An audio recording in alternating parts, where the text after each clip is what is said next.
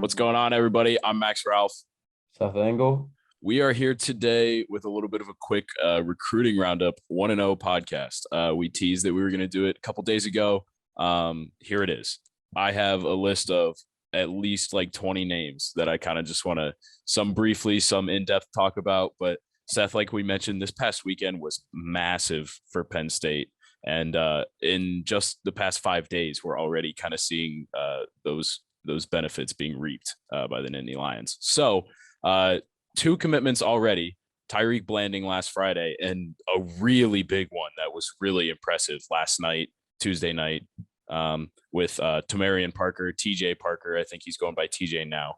And honestly, by the time you watch this, whoever's watching this, like there could be more because things are moving quickly and it's pretty crazy right now. But Seth, let's just recap quickly Parker and Blanding's commitments really fast over this weekend.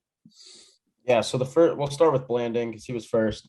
That guy really stands out to me just in terms of the fact that like he's kind of low on the rankings, but Yeah, when you watch his film, like he's super exciting. He's someone that like reminds me a lot of Zane Durant when he was in high school, where yeah, he's not like the largest defensive lineman in terms of like actual weight and build, but he's still like a stocky guy that can play with like everyone.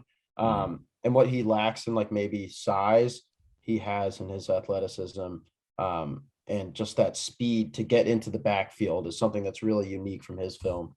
yeah. And Zane Durant is already like he's been on campus for what 6 months now, and Exactly. like James Franklin's already talking about him like getting meaningful reps this fall, which is Right. crazy. And So that was something Zane Durant was a little questionable to me out of high school because that's a mhm, really unique type of player right yeah, there that yeah, we haven't seen a ton of, just like that smaller defensive lineman, sorry, mhm, that really uses that athleticism to get past bigger offensive linemen, yeah, rather than size alone. yeah, So that's someone who excites me a lot.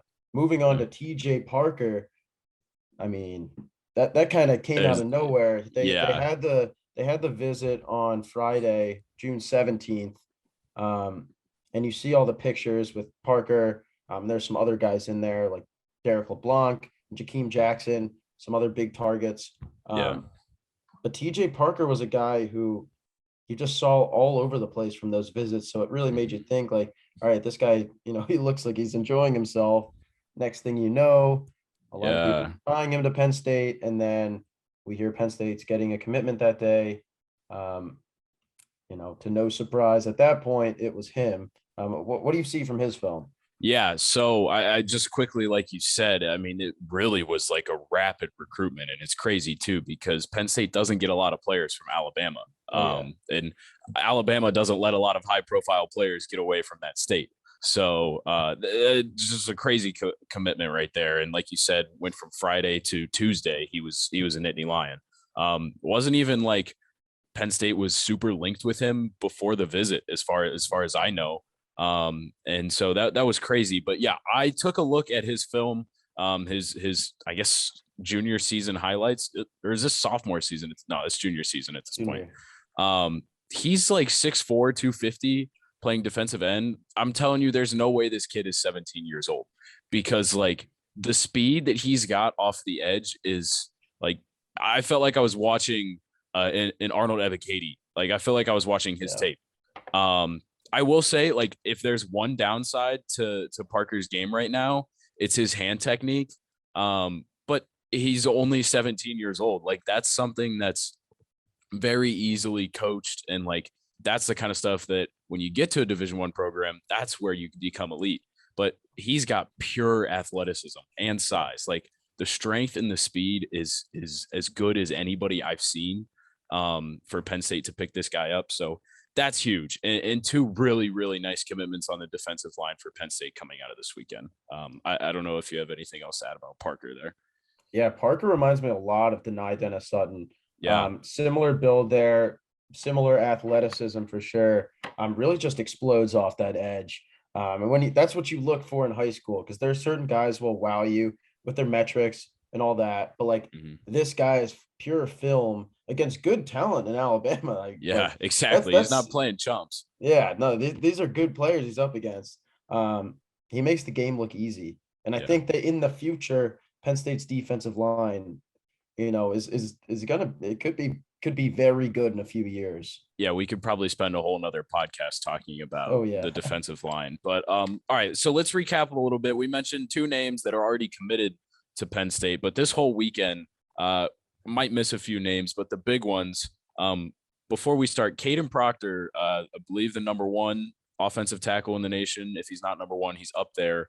Was set to visit this past weekend, but he canceled ahead of time and narrowed his list down to two. Kind of a blow considering Penn State lost Joshua Miller last weekend, but there have been a couple other developments offensive line wise.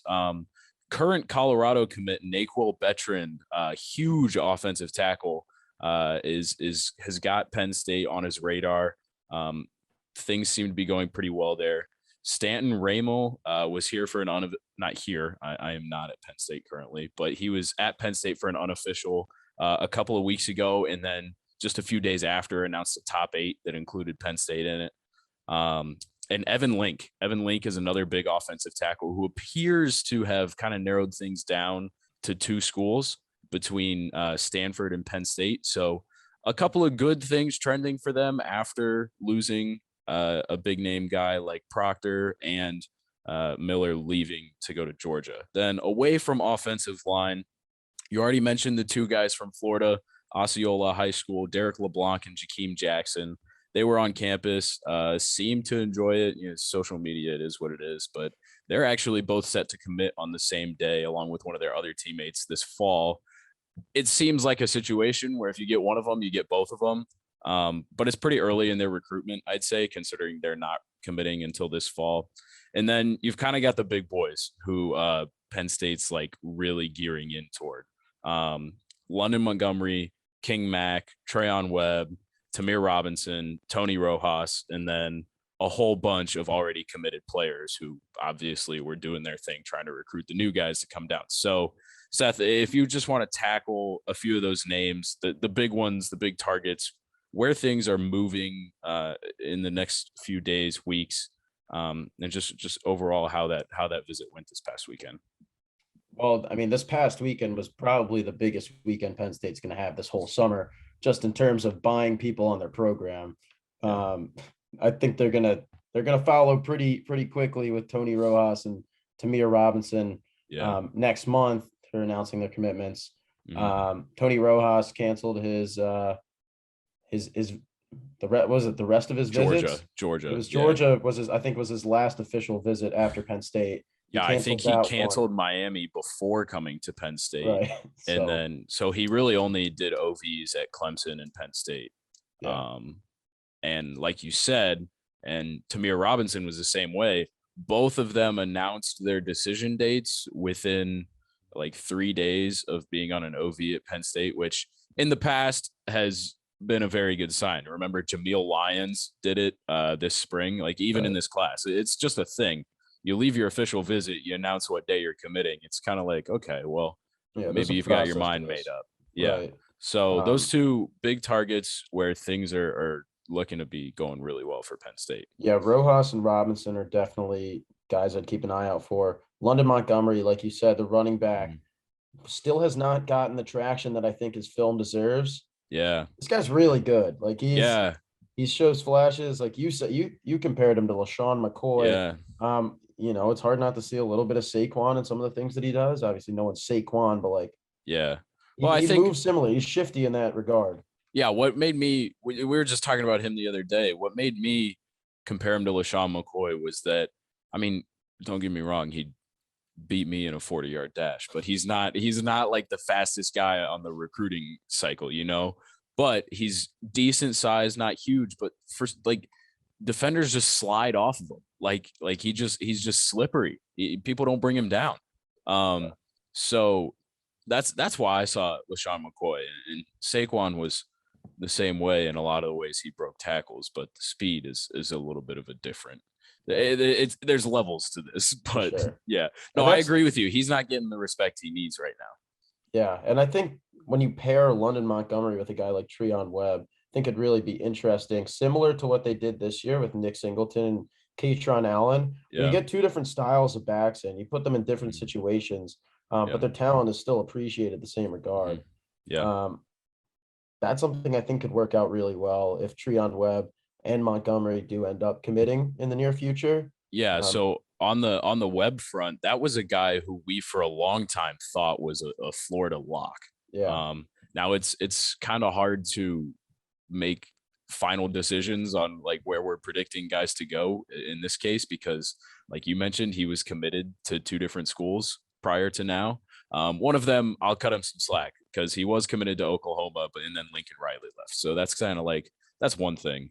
But last night or Monday night, Tuesday night, Steve Wiltfong over at 24/7 Sports put in a crystal ball for Treon Webb to Penn State, which Wiltfong usually gets it right.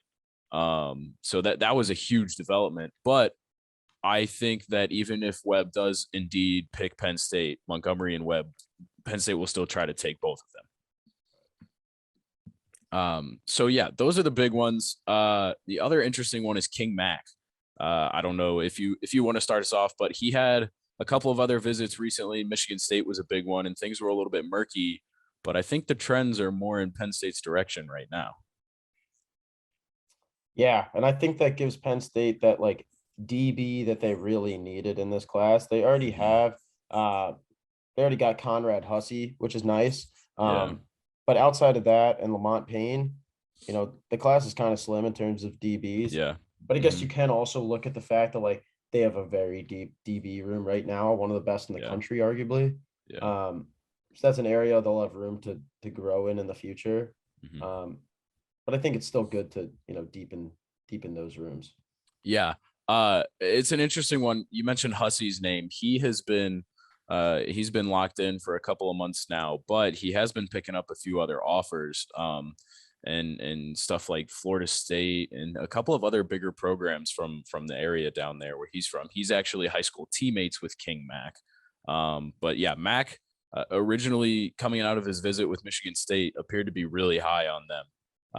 But liked his weekend in Happy Valley. So that's an interesting one. That's like we said with Robinson and Rojas, I mean, you can never say 100%, but we think those two guys are in pretty good shape for Penn State. I think Mac right now is one that's maybe a little bit more of a teeter totter, but like you mentioned, that they needed a DB there. But all these guys we talked about, if you look at their 2023 class right now, Penn State has no linebackers, no running backs, and defensive back was kind of the three holes that they needed to fill.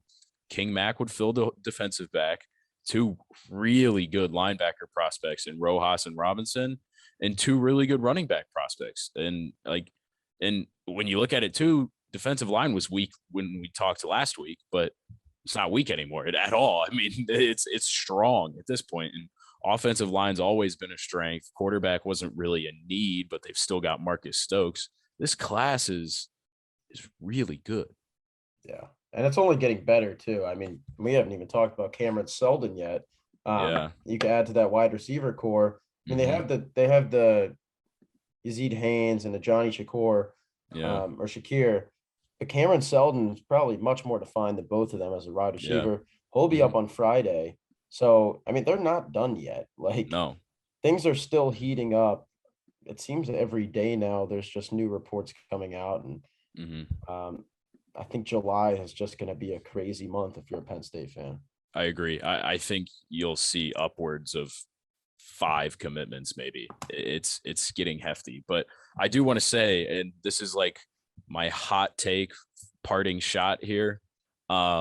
It's really hard to say this when you look at a 2022 recruiting class that had Drew Aller, Nick Singleton, just like top playmakers up and down. I think this class is better.